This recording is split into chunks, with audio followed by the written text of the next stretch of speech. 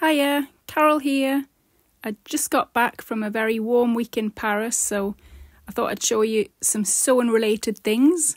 I wanted to get there and back before the Olympic Games start because Paris is already, like any other big city, chaotic, and now they were closing roads and you needed a code to get into some of the streets, so I did not want to stick around for the Olympic Games. So I live in Brittany. It's about a 3.5 hour drive. I usually have to add on another half an hour for a few wrong turns and whatnot. So this is our first stop. Can you see it in the distance? That's the sacrée cœur. It's absolutely beautiful. And around the streets, right at the bottom, there's souvenir shops on one side, and then there's a flurry of fabric shops just here. Can you see it? It's filmed the wrong way because I was doing a story for Instagram. So this shop is Reine Tissue, but there's also Marché Saint-Pierre, Le Coupon de Saint-Pierre, Sacré Coupon. There's a haberdashery shop, textiles for home furnishings. This one's Frou, which has more patchwork things in. So always better to go on your own or with someone that likes sewing, because my kids and husband phoned me twice when I was in the shops. Are you nearly finished? So this is a really nice place to visit, and you'd probably be visiting anyway if you're in Paris, because you'd be going to the Sacré-Cœur. The second place I've never been to before and I had it on my list is the flea market of Saint-Ouen. Again, I think it depends what you're looking for. So you could get these pearls, you could get a gobelet, a glass full of, they're not called pearls in English, someone pointed that out once to me. Pearls? Surely you mean beads. Well, I do mean beads. I'm not particularly a language person. I can speak French because I live here, but I could not speak French before I came, and I was properly rubbish at school. Although I never thought I'd actually need to speak it.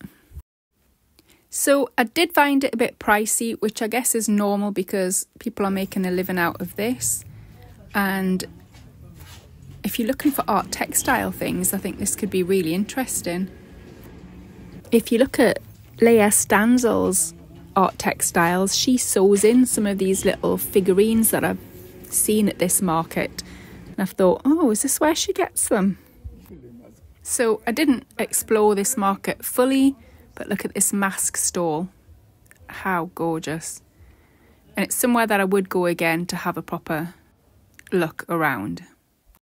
Then the last place in central Paris is Ultramod. Haberdashery, a bit of a step back in time.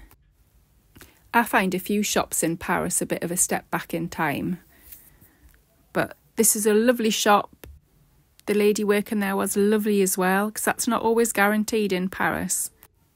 I come from the northeast of England, so people are generally really friendly.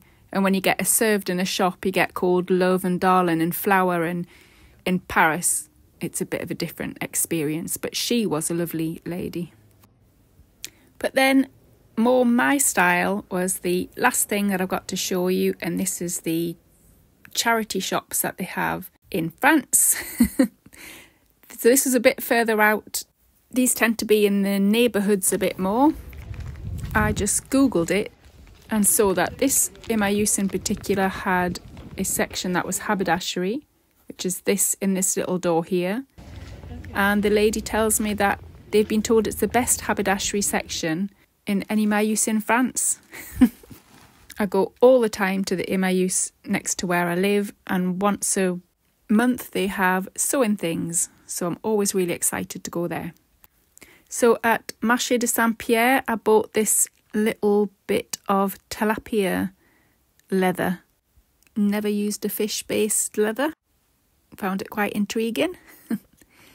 And then from another shop around Sacré-Cœur I bought these for 50% off, and I got a yellow, purple. They're all different sizes, so they were different prices, but they were all 50% off. And I just really like the colours. Then from the charity shop, I got this beautiful bit of, is this canvas stitch? Like a cross stitch, a thick cross stitch. Absolutely beautiful. And that was €1. I've already started doing something with it. I'll show you in a minute. And then I bought some galon, they call it, like ribbon things. So it was really not pricey at all, like 40 centimes, 30 centimes, 50 centimes for a metre. And now I regret not just, like this one, I've nearly used it all up already. And why did I not just say, I'll take it all? Why did I do that? Anyway, next time, maybe. So that's what I managed to get, which was good considering that, you know, we weren't on a sewing shopping trip. And this is what I've started doing. This is what I had in mind when I was buying some of this stuff. So this is a chair that got broken and I'm covering this stool. I'm using it as a stool. I'm covering this part. I don't know whether I'm going to add flamingos that I got from another charity shop. I'm not quite sure how to go about it. I've got one of those kind of industrial staplers. But this is where I am at the moment. Anyway, thanks for watching. Bye bye.